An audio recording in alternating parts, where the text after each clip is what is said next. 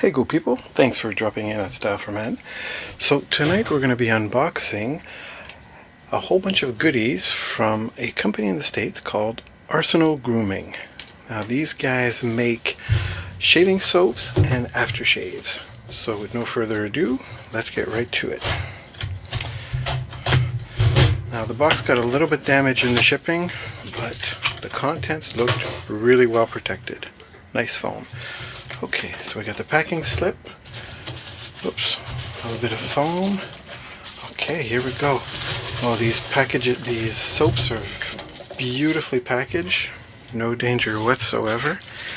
Alright, so the first one is Brooklyn Barber.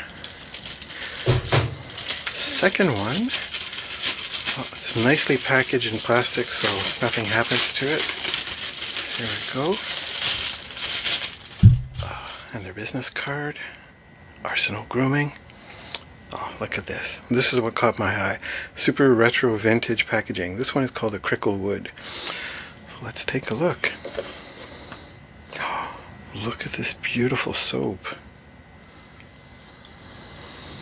Oh, it smells absolutely lovely as well. I don't think I can actually describe that right off the top of my head, but beautiful.